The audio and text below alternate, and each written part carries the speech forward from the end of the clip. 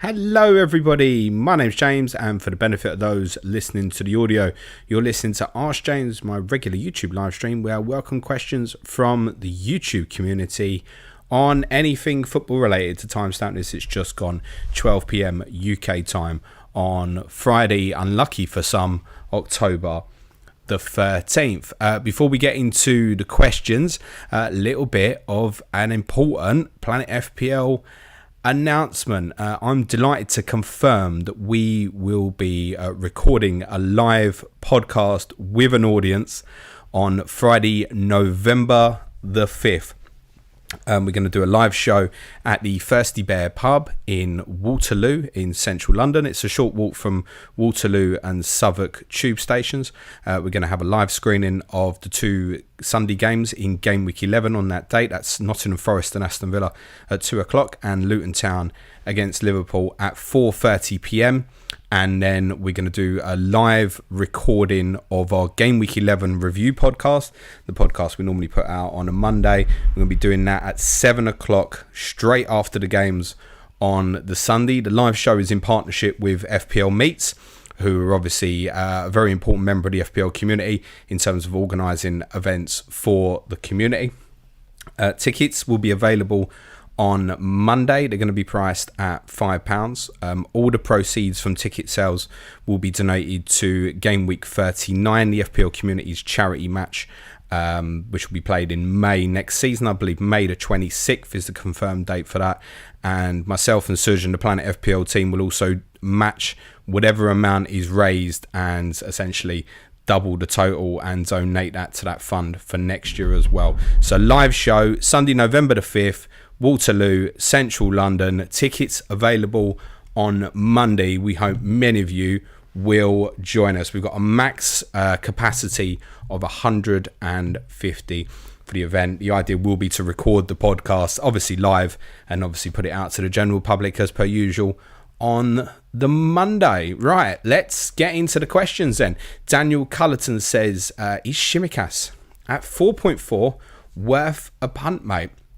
Yeah, he might be. Andy Robertson's injury last night has potentially opened a little bit of a doorway for someone like me who was probably going to be going maybe with no Liverpool over this upcoming period. So look, let's wait and see what the prognosis is. But I would think even if he was going to be out over this next period, sort of leading into the November international break, which is between game weeks 12 and 13, then under that circumstance, yes, I'd be very interested in Tsimikas at 4.4 because those next four fixtures are so good.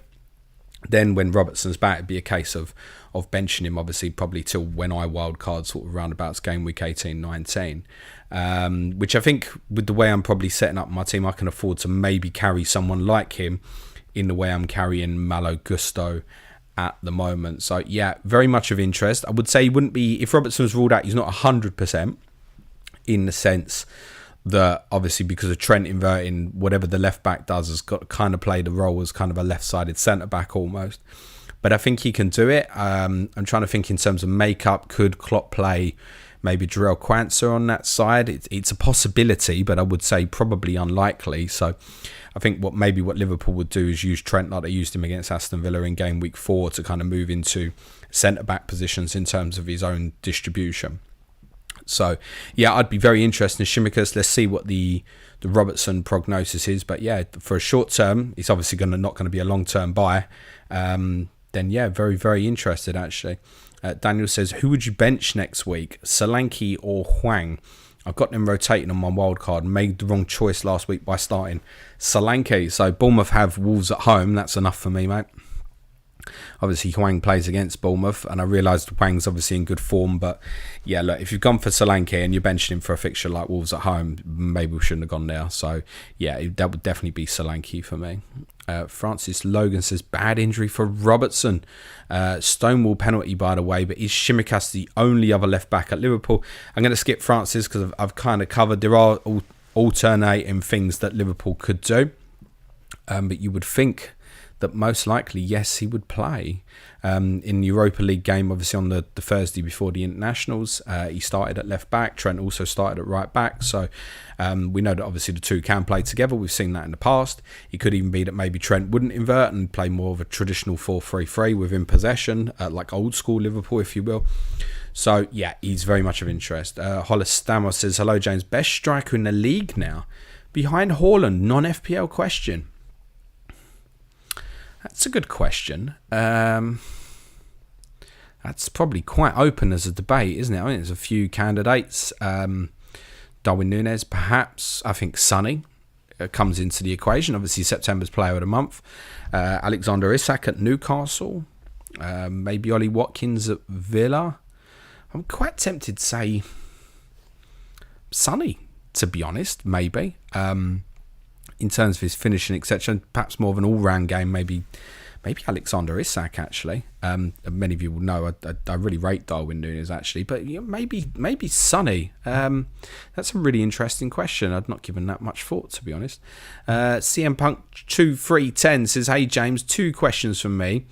From game week 10 onwards, rank from most to least important Saka, Diaby, Mitoma.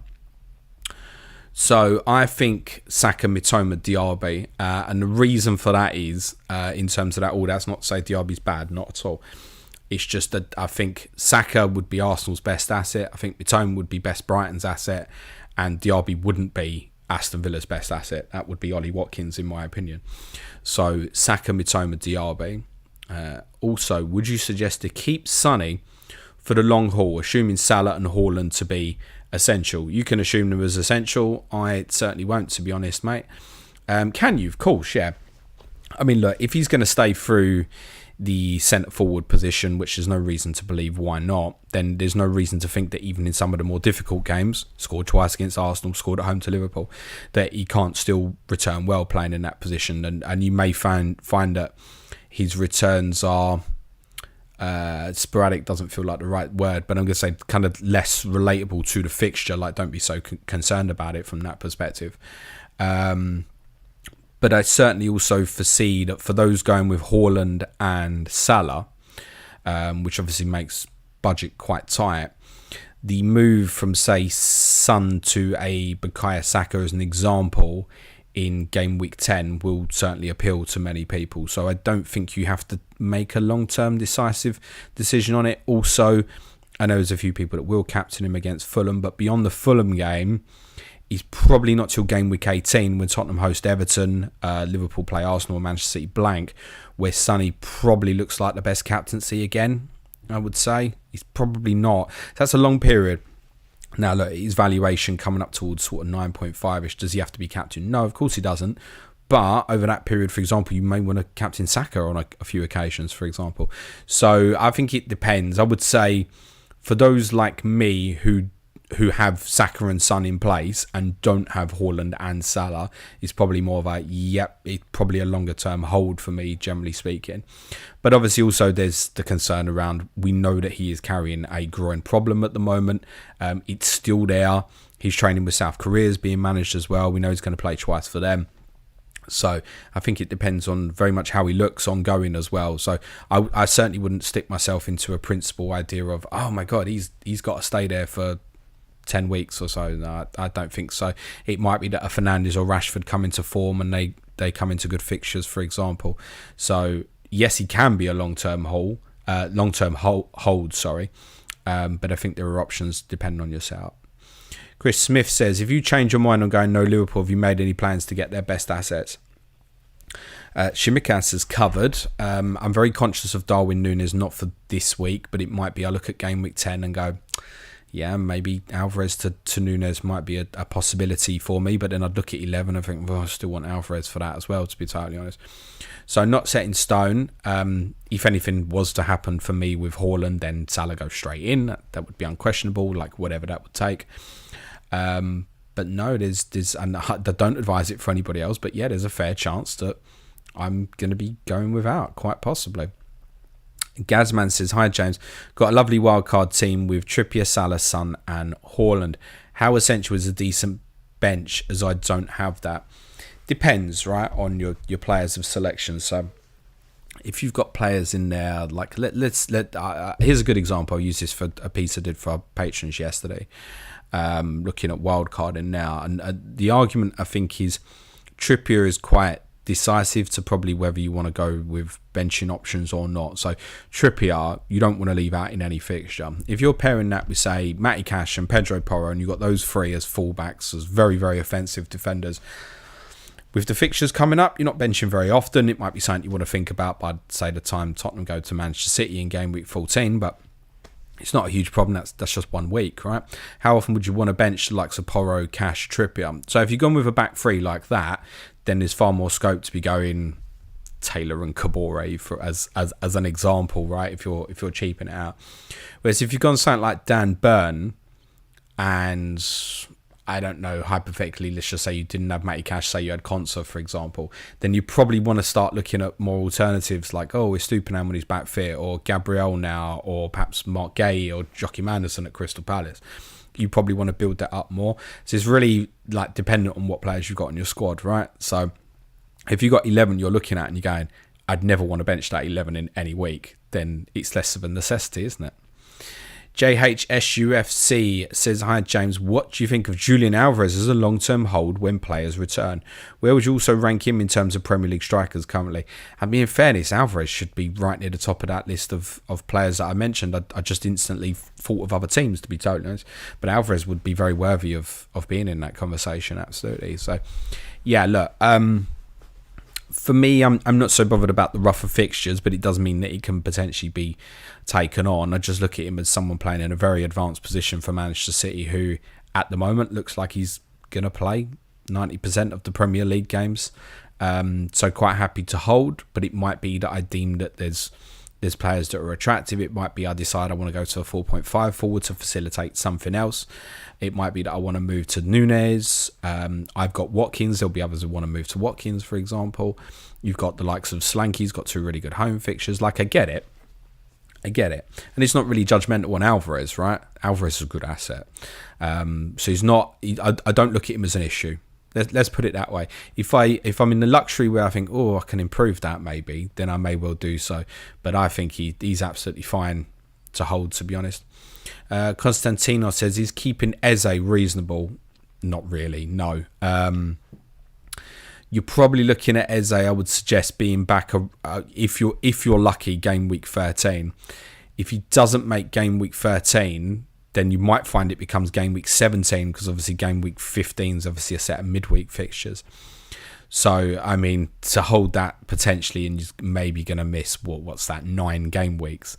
Now, it's probably not going to be that, right? The understanding was it's 6-week injury, but we've just seen very recently Michael Elise would have expected back by now, had a little bit of a setback. There's concerns at Palace with the amount of injuries that they're having, for example. I don't think a setback, touch wood for him, it doesn't happen, wouldn't be deemed as an impossibility. So when you've got so many good available assets, I couldn't really make a case for holding him. Like, if you've got a great 11 this week and you're like, I was going to bench him anyway, and you don't want to take a hit to get him out, like I completely understand that. But no, I'd be moving him on. I think he's not going to play these fixtures, the next 4 before the next international break.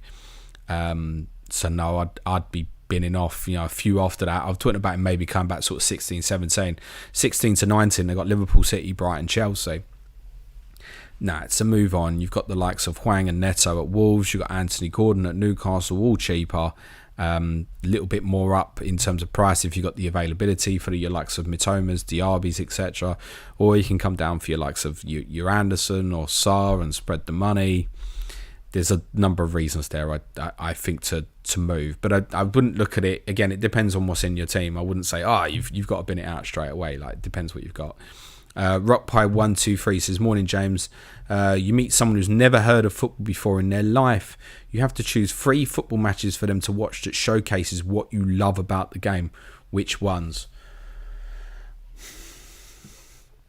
Ajax against Tottenham. Sorry, biased answer, but that's me. Ajax and Tottenham, second leg, 2019 Champions League semi-final.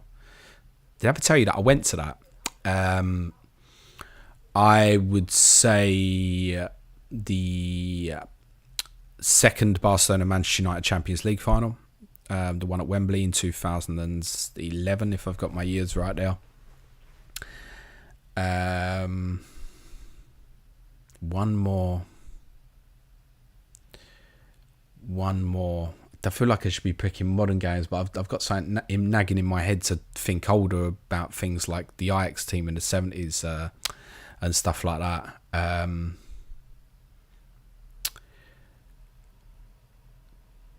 You could even look at some of the City Real Madrid Champions League semi-final from a couple of years ago. The mad one at the Etihad. Was it 4-3 to City? Would be a great contender, isn't it? One of them that I don't know, because it was so late in the Champions League campaign, doesn't get remembered so much as a great game, but it was. It's top level stuff, isn't it? So let's throw that one in maybe. Also, to be honest, I also had Germany Italy in my head from 2006. The late goals in extra time from Del Piero and Grosso in the World Cup semi-final. It was such a great game that didn't have many goals. Rhino says, do you think Gabriel best Arsenal defensive asset? I'm a bit worried they'll change system in the odd game like Sheffield United and he'll be the fall guy. I'd be surprised. Be very surprised. Can I promise you it won't happen? No. There's also injury doubts about Saliba. So you could even make the case, say someone like Saliba's maybe more likely to be left out. If I was picking new, it would be Gabriel, and there would be no doubt in my mind about it personally. Z Max R7 says, should McTominay be played at striker from now on? The goal that was disallowed last night was very, very harsh against Scotland. I have seen it.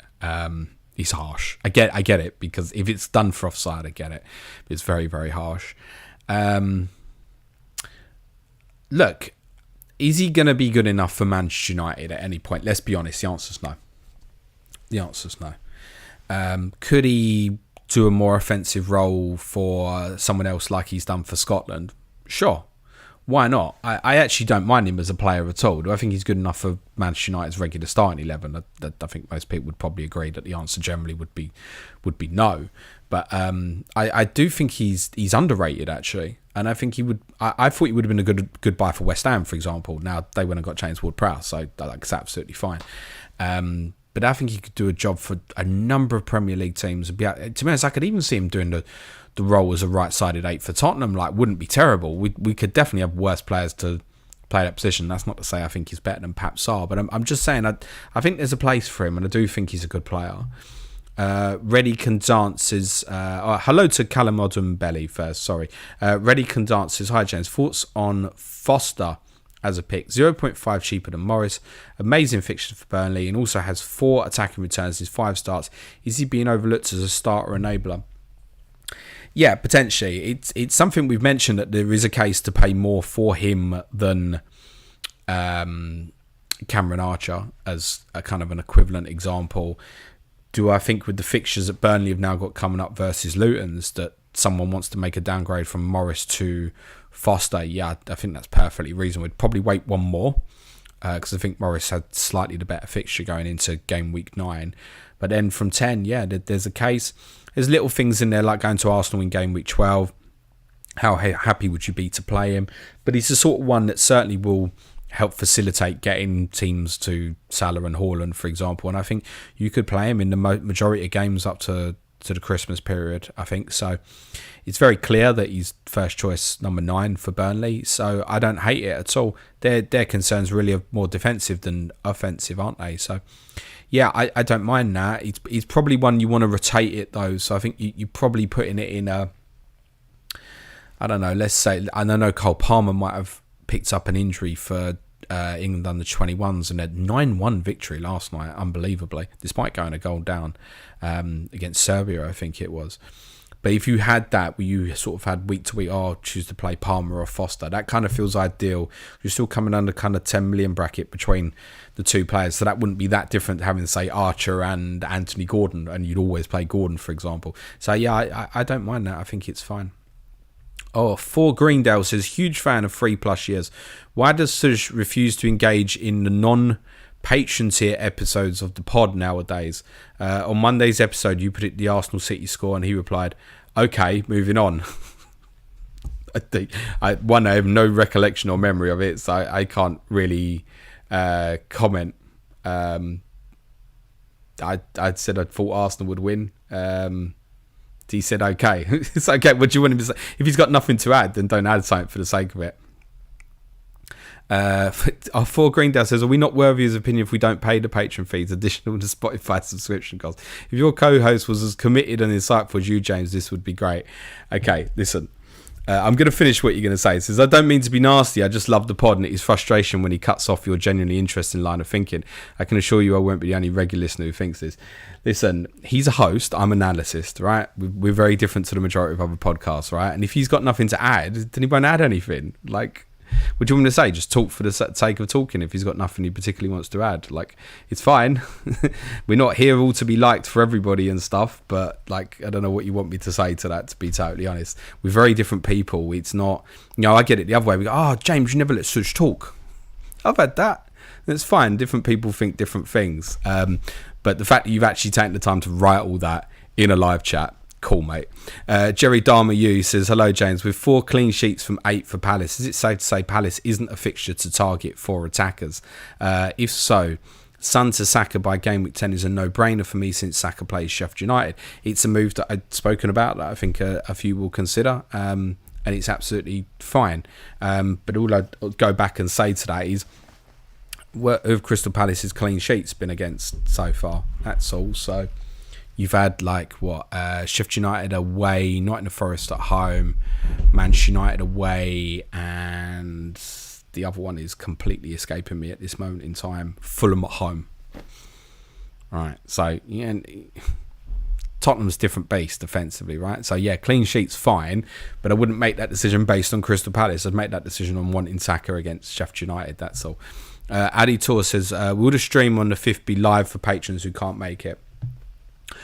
No, it's almost definitely, Addy, going to be too difficult to stream it live, record the podcast, and do it as a live show. It's probably going to be one too many, but we're very hopeful of being able to do it as an audio podcast, and we will film it and put it out on YouTube the next day. It's possible that there's going to need to be some sort of audio adjustment for that to make it like of a good standard quality.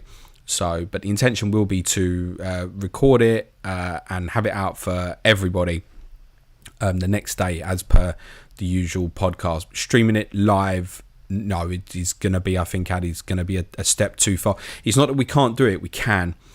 It's making the audio right is the real big problem, because you've got to remember you're doing this for an audience, recording it as a podcast and trying to do it as a live visual as well. So we need to be a bit conscious not to push it too much, I think. Mojo says, hi James, I have the utmost respect to your football knowledge, thanks for the great content. You're very welcome, mate, thank you.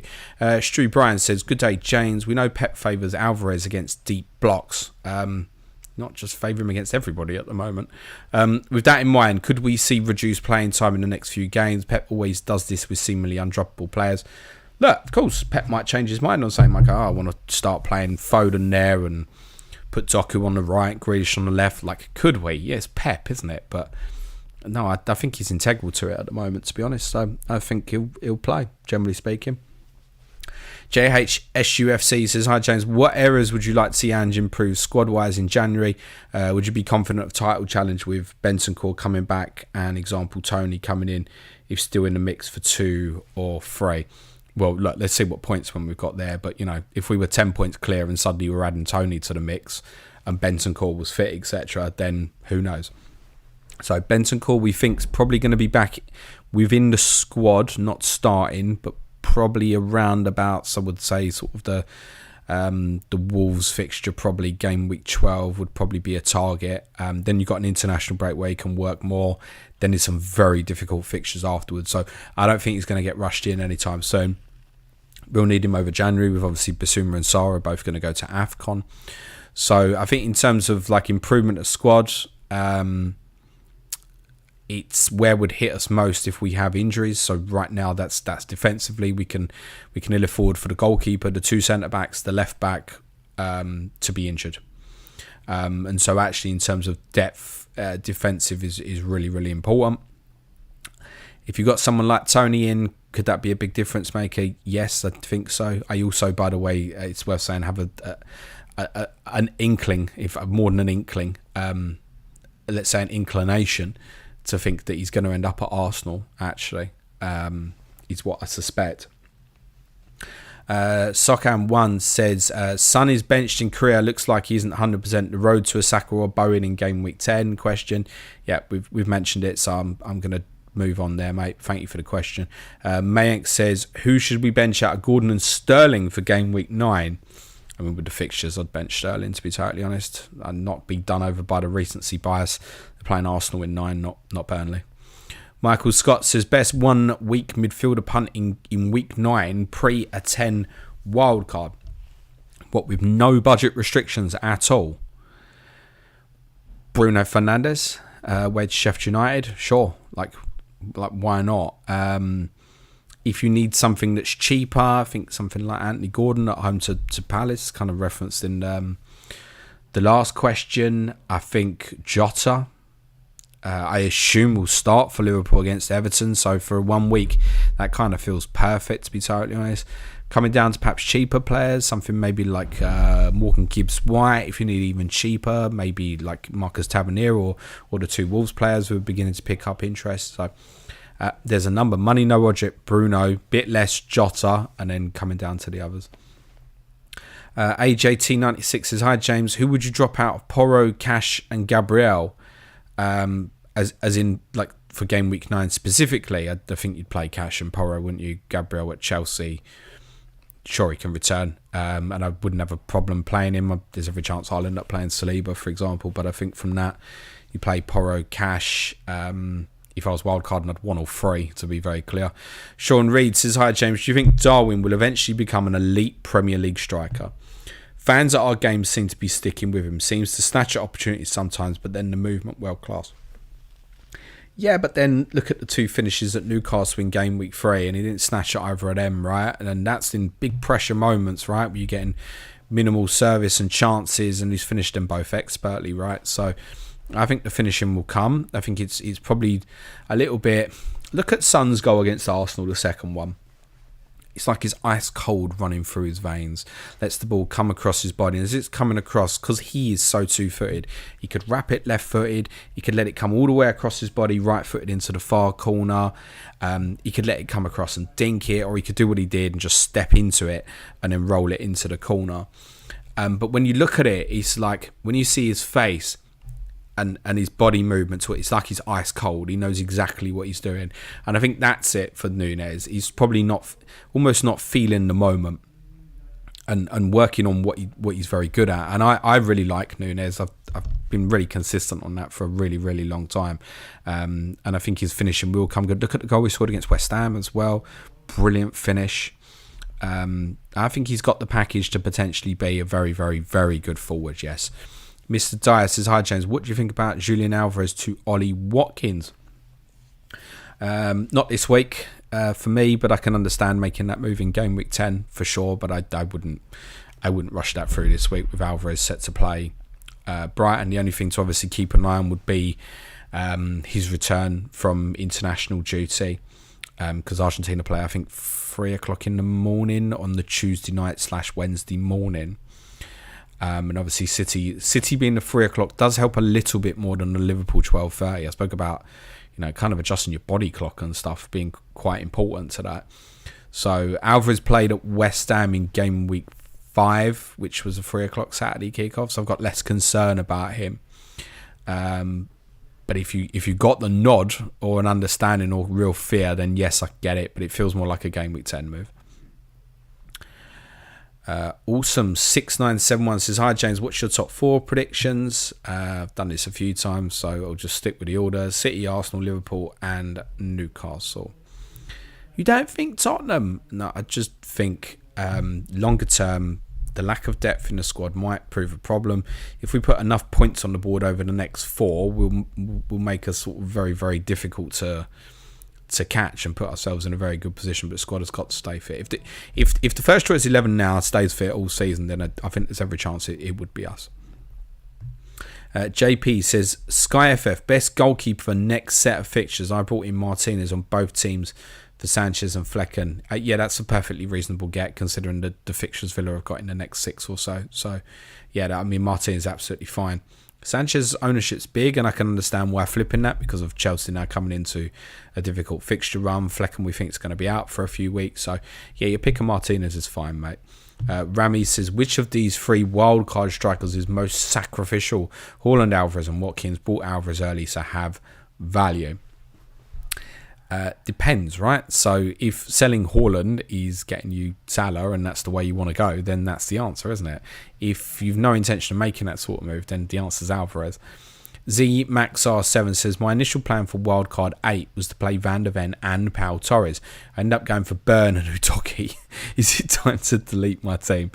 No, I think the picks you made there are perfectly understandable, to be honest, mate. Neither Van der Ven or Torres are going to score very often. It's just sod's law that happened to be the case on the same week, but I think the choices you made are actually better. So JP says, your SkyFF watchlist question, one from each position if possible. I don't particularly have one as such, but I'll name a few players therefore. So I've got Nick Pope, so I'm quite happy with that and don't particularly have intentions to change that. I think you're coming into a good period with Areola. That might be interesting, and I do think there's a possibility of a West Ham single game day maybe in December as well. So Areola. Defensively, I think Christian Romero is on radar for me now. Midfielder, I mean, having Sonny on a watch list doesn't feel right, so Cole Palmer's the one that's kind of, if he's fit, is now kind of putting his hand up to be potentially considered. Up front, it's no one really. Like, I've got Watkins, Alvarez and Haaland, and if I was changing any of that, it would be to buy a midfielder or a defender in that format. So, I mean, there isn't anyone really. It would need like one of Isak or Wilson to get in. Make a case maybe Darwin Núñez, but I've got Salah in place in that format. So, no, I don't think so. I think I've got the best ones there, I think. So, yeah, I guess Núñez would be the wild card one to maybe add to that mix. JP says, what would your ideal England lineup be in formation if everyone's fit? Pickford, Kyle Walker, John Stones. This bit's really tough. I think for me, Levi Colwill, Luke Shaw, Declan Rice, Trent, Jude, Harry Kane up front, Saka right, and then whatever your preference is left. Personally, for me at the moment, I mean, it'd be whichever one hits form at the right time between Grealish and Rashford, wasn't it? I think would be the answer. There's different ways of doing that. We've spoken about Walker playing right-sided centre-back, moving kind of Trent in inverted from right-back, for example. That allows you to get someone like Foden, I guess, is a consideration to obviously compete for that place, perhaps on the left as well. I guess that's probably the right answer, is Phil Foden, to have him start from that position and allow him to go and wander and go wherever he wants. So, yeah, Grealish versus Rashford, the answer's Foden. Will Shaw says, hey James, I'm in Australia and the Ange hype is real over here. There was literally a headline, is Ange the greatest of all time? What are your hopes, predictions for Ange's tenure in the long term? Just keep doing what he's doing. We're very happy with him. He's very likeable. I think obviously even neutrals are saying that at the moment. So what's my hope longer term is that he can take us to glory and win trophies, of course. But no, very happy with what he's doing. He said to us, like, you know, if you want to dream and stuff, dream, and that's nice. But I just want it to continue the way it's going. I'm really pleased with what he's doing, obviously. The Waddler GG says, hi James, thanks for the stream. I have a Kanji, Flecken and Mbumo. Who would you prioritise replacing with 1 million in the bank by game week 10? Turn a second keeper. Kanji can stay on bench, sort of, but Mbumo starts. So, okay, well, Mbumo's fine. You know, Burnley at home this week is a good fixture, so that's not a priority.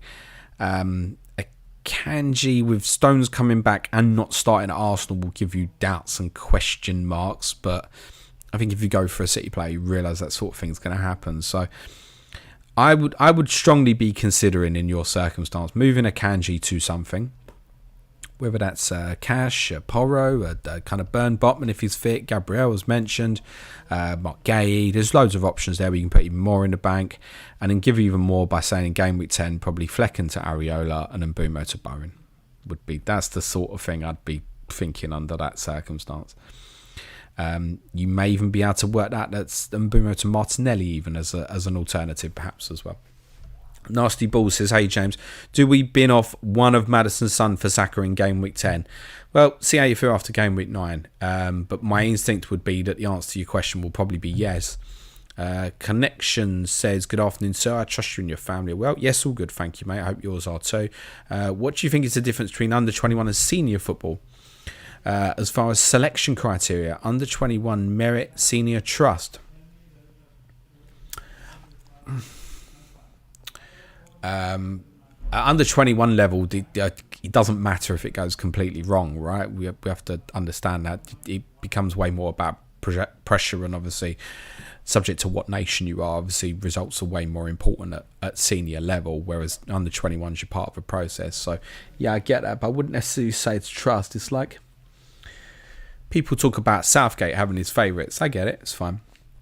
You have to mention Harry Maguire and most football fans come off in a cold sweat, right? But how many of us would have thrown Jude in as quickly as Gareth Southgate did? I mean, Jude Bellingham was playing for England before I'd actually seen him play. It was the first time I saw him play properly was in an England shirt. So I think these narratives are ways you can make of them what you want. Yes, experience and trust is more important at senior level, whereas it doesn't matter at under 21 level. You're not still getting a call up, because if you're still getting a call up at under 21, you're winning like your 30th cap at under 21 level. It's because frankly you're probably not good enough for the senior level. It's like a reality, right? Emery Kappa says, hi James, would you choose Watkins and Maddison or Alvarez and Son? The answer to that possibly lies in Sonny's fitness, but actually is a combination there because of Villa's run coming out of Watkins and Maddison, I think, mate. Tiffy Ferrero says, oh my goodness, your take on Israel-Gaza war, lots of Jewish people in Tottenham. Yeah, but I think there's a lot of people from Palestine as well, to be honest, mate. So look, there's no side here or anything. It's obviously awful to watch it unfold, and I just hope that there's some peaceful resolution for everybody involved in that, like as quickly as possible, to be honest. Will Shaw says, got 2 free transfers and want to make 3 trades before game week 10. Pickford to Areola, benching Areola in 9, that's fine. Although, oh, okay, you're probably sitting there with Turner. Okay, I get it, yeah. Foden to Martinelli, Alvarez to Watkins. Which one this week?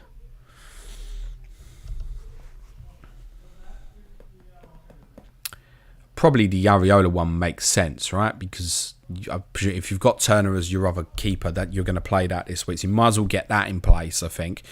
Whereas Alvarez, Pickford at Liverpool doesn't do any use for you, whereas Foden and Alvarez against Brighton could still be very useful for you. So it feels like the goalkeeper change would be the obvious one. MRCX says, hi James, got any plans for the weekend? No, nothing massive. Wife's got hair appointment tomorrow morning and she's meeting some friends tomorrow night, so largely boys' day, although we'll have the afternoon together and stuff. Not sure about Sunday as yet, to be honest. I miss not having the football, but it's nice to have a little break where I was going to say no content, but I'm recording with Ricky and Dara for Clash of Correspondence on Sunday night, so that's not quite the case. Carl Bugler says, hit the like, people. Yes, smash a like, please, people. Would be very appreciated. Says, hi, James. In the last 2 Fulham games, Vinicius has hit out at silver against Chelsea and a Sheffield United defender last week. I'm just wondering if he that sort of player at Spurs. I've not seen the incident from Sheffield United games, so I can't comment on it. I think it was, to be honest, a little bit fortuitous as not to be sent off against Chelsea. It was an absolute daft thing that he did, to be totally honest. And I don't think, had he been sent off, I don't particularly think he could have complained. He always gave off the vibe that he was a little bit moody and stuff, to be honest. But no, I never saw him lash out at anyone when he was wearing a Tottenham shirt, to be honest. FPL Bricky says, Planet FPL Live 4, unfortunately will be watching my captain Salah tear us apart down the Kenny. Well, Bricky, maybe you can come that way later, although I suspect it's probably completely the wrong way for you, mate. And who knows, maybe we'll be watching Luton beat Liverpool. MRCX says, which teams do you think have runs of fixtures one should be conscious of? I mean, I don't think I'm telling you anything you don't know, that like Villa, Liverpool, West Ham, still Tottenham for a few more, Newcastle coming to a good run, Arsenal are about to come into a good run, Manchester United have good fixture this week and a good run, sort of 11 to 13 as well. It's not groundbreaking stuff, is it? Perhaps the ones to be conscious of is, I think, was already mentioned in reference, say, Lyle Foster. Burnley's run over the next sort of 8 or 9 as a whole is quite good. Bournemouth have some more interesting fixtures coming up as well, but it's difficult to foresee where you'd go, and I think you need to go now for Wolves at home and Burnley at home, because then it's City, Newcastle afterwards. So I don't think I'm telling you anything that's kind of revolutionary or that we've not already said before. So maybe the surprise name in there would be Burnley.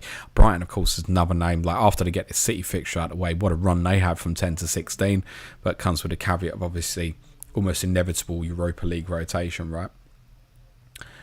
MRCX also says, are we going to be the most affected team by Afcon? I honestly think Basuma is even more important to us than Salah is to Liverpool.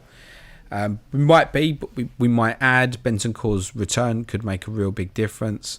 I would say the thing is, right, I do think people get a bit hung up on this, is could Højbjerg or Skip do a job there for Tottenham for 2 or 3 games, which is probably all it's going to be.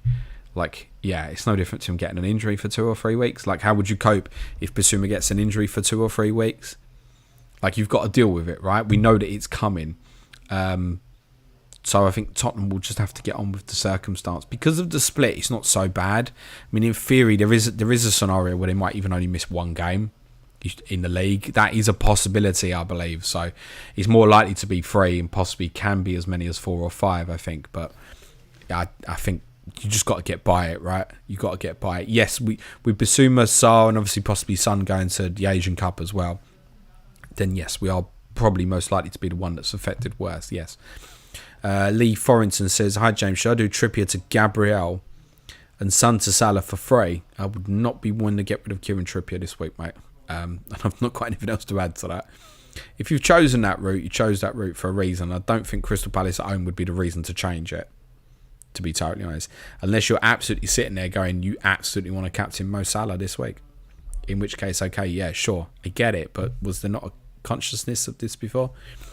Ez50 says, hold and Boomer and roll a transfer, have a good break. Yeah, that's fine. We've mentioned it. It's a good fixture against Burnley. So, yeah, I think a little bit more information and know where to go. And you've got 2 free transfers, gives you way more scope in terms of what you do. Ramiz says, can't decide between March and James Ward-Prowse. Be Ward-Prowse for me, I think, of the 2. You see March have to play left back against Liverpool. I think the development of Simon Adingra puts a very serious threat to his minutes further up the pitch. You've got other players such as obviously Ansu Fati still kind of being integrated into the team at the moment as well. So whereas Ward-Prowse, you know exactly what you're getting. That would be my take. I think Matoma's the only real Brighton offensive one to. He's still in mine, and I'm very reluctant to let go as it stands. Patrick Flanagan says, a word of caution around Shimikas. I think most Liverpool fans would want Gomez to get the left-back role. He's in good form and suits the position where if Trent is inverted on the other side. Yep, that's a possibility as well. Gareth says, hi James, Højlund now are in 12 or vice versa, wildcard in game week 19. For who? I could say, yeah, like great choice for game week 9, not such a great choice for game week 10. 11 to 13 look good, but it's also, you know, Champions League fixtures around this period. There's an international break between 12 and 13. If you're not sure, it's probably a wait on that, I think. Fato says, is Salah a must-have? I don't do must-haves, mate. If you think so, crack on.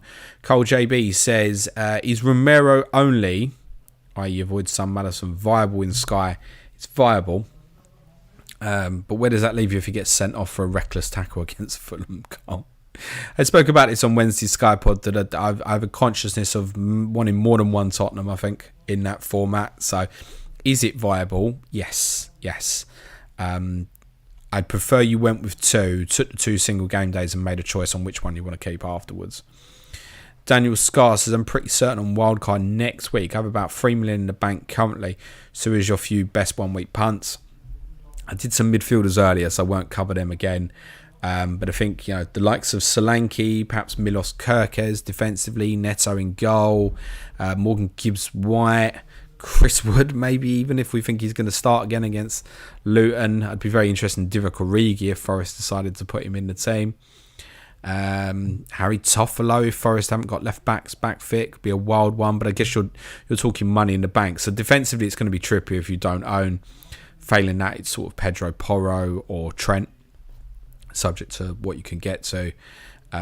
Forward players kind of mentioned, your Hoylands, Isak Wilson, see what the fitness issues is. I think Jota, as mentioned, as a midfielder to kind of repeat for those looking for a 1 week, could be a really good buy as well. Robert Woolley says, love the content, listen to the podcast most days when walking the dog. How excited are you to see a fully fit Bentancur in this Spurs team? Very much so, mate.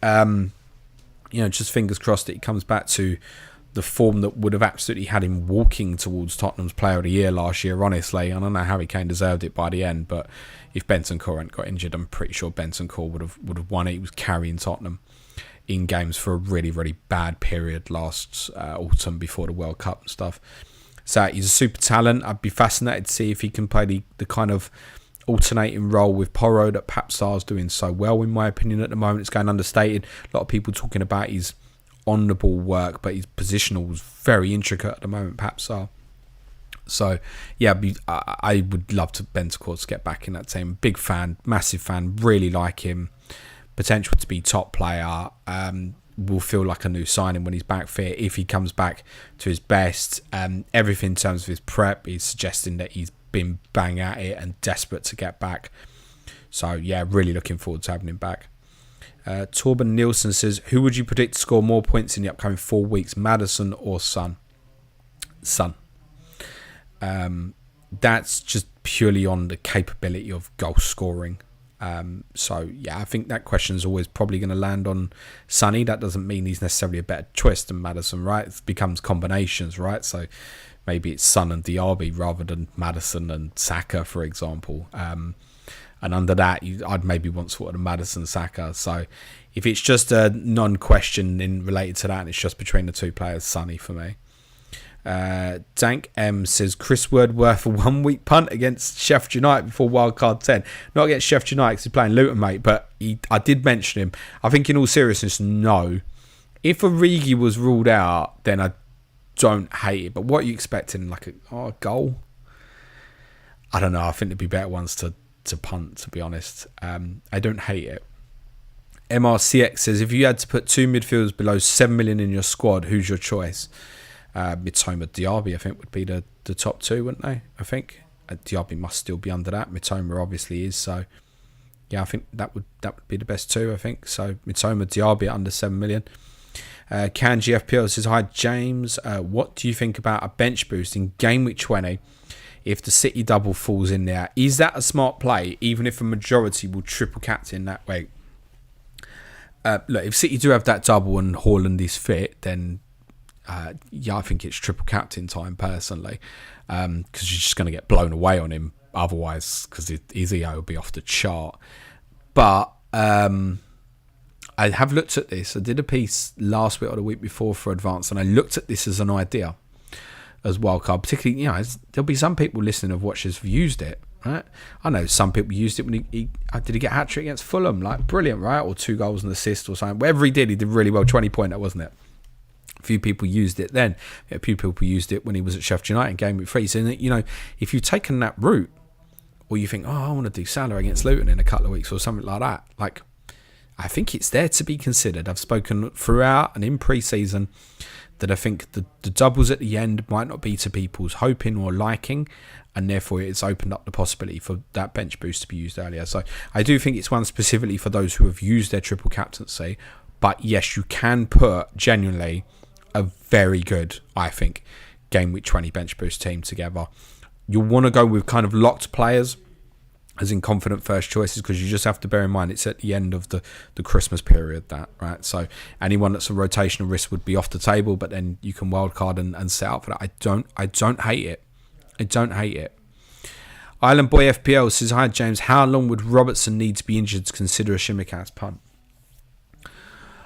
For me personally, not long at all. So if you said to me Robertson was going to be hopeful of making Brentford in game week 12, I'd probably be quite happy to take the Shimikas punt for Everton, Forest, Luton. I think I'd be quite happy to take it. I think I'd want a consciousness of things that have been mentioned. Joe Gomez potentially playing at left back. I don't think it's beyond reason that even Trent could potentially, if he's going to move into midfield, why can't he do it from left back? And Jarrell Quance had mentioned as another potential possibility. But I do think Shimikas will play. So yeah, I'm very interested, to be honest. Very interested. Harry Scott says, hi James, how do you evaluate when to be aggressive versus when to be patient in Sky with using transfers? Going for skipping single captain days, etc. I'm new to Sky and still learning. I have a real weakness, Harry, in terms of skipping single game days. I think there was, with Nottingham Forest this year, they've had Sheffield United, Burnley, and what was the other one? Brentford. All the single game days, and he's done nothing for me. Basically. So, and you get sucked in more because there's Burnley and Brentford together, and then I think it absolutely becomes worthwhile, kind of effective 5-for-1, for example. But it did nothing for me, and you do. I think it's more about the teams, right? It's more about the teams, and invariably in Sky Fantasy, going for like a Forest player like that just doesn't normally pay. But at the point that I got him in, what was he returning like 8 out of the last 9 Premier League games or something, right? So it's easy to be hindsight about it. It's not a right or wrong, Harry. I'd say you learn as you go, and for me personally, it's a weakness to let these games go. I always want to get on something. You'd have heard me speak recently about the possibility of a Wolves-Burnley single game day in like December as an example, possibly. And really, the answer should be, leave that, James. You don't really necessarily want any of that. But again, at the point of buying Bayer, it kind of looked like a spot on move because of the passing tiers and stuff and the longer term fixtures they've got coming up. So no right or wrong, unfortunately, mate. Sock Anna 1 says, I did my 3 times captaincy on Haaland versus Fulham. Doubt he will score more in a double game. Exactly. So for someone like you, if you've not used your wild card as well, like, look at it. Use a great tool. I always shout it out. FPL team, use that sort of tool to see if you think that would be useful to you and maybe what you'd wild card in 19. Use my planner if you're a patron, and then look at what a bench boost would look like using FPL team in game week 20. MRCX says, what's your take on Bruno to Diaby and Alvarez to Watkins after game week 9? Yeah, absolutely fine. Can't really put up a huge case against that, to be honest. And we'll finish with this one. Pete says, hi James, do you think Spurs will get in a striker in January? And who would you like to see as a good fit? Any youth options if not? I just trust that a bit of trust that Ange will find the right answer of player potentially. So that if Tony was available, like, it works, but I don't think it will be us. Evan Ferguson, I don't think it will be us, for example. So I think you're looking overseas, you're looking abroad, and the chances are the answer might be someone that I'm completely unfamiliar with. Is to be totally honest with that. So I just trust what's happening now. I trust Tottenham using analytical models to help kind of begin to scout players. So there's data and then there's the visual. And there's obviously the input of the manager who knows exactly what he wants in terms of the type of profile player he wants. And I just absolutely trust his opinion to do what he wants with it at the moment. Emmanuel Topo, I've not seen the Beckham documentary. And yes, he was vilified that badly, unfortunately. MRCX, you're very welcome. John Lambert finally says, what do you think Flecken to turn a -4 to bank some funds? Part of me thinks it can pay off. Excuse me. Overplaying Areola. Wouldn't bother with that. The voice is going to go. Sorry, everyone. Wouldn't bother with that. Right, thanks very much to everyone who contributed in the chat. Smash a like if you're on the stream. If you listen to an audio, little 5-star review goes a really, really long way for us. To repeat what I said at the start, live show in central London, Waterloo, Sunday, November the 5th, live screen the Nottingham Forest versus Aston Villa, Luton versus Liverpool, and then a live podcast afterwards with our Game Week review podcast covering all the weekend games for Game Week 11 as we would do as a normal podcast. Tickets are available on Monday, priced at £5. All proceeds will go to the fundraiser for the Game Week 39 charity match next May, and a live show will be bought in partnership with FPL Meets, who are great at organising events for the FPL community as well. But just leaves me to say, have a great weekend, everyone. Chill with the FPL thing. There's no football this week. Suj will be back with me. In fact, he won't, because Suj's on holiday next week, the cheeky bugger. Clayton will be back with me. And he's got something planned that I've asked him to do, but I don't know what's coming, and that'll be for Monday. We'll be covering off what we think now and some statistical stuff on what we've learned on all 20 teams from the first 8 game weeks of this season. That'll be available for you on Monday. Obviously, if you want to support the show, it's www.patreon.com/Planet FPL. For patrons, basic plus tier and above, we've got a podcast for you tonight after the internationals on the relationship between football and alcohol. One of our patrons, Ian Hobbs, is joining me for a discussion on that. But it just leaves me to say thanks very much to everyone on stream. Smash a like, and for the benefit of those on the audio, cue music please, man child.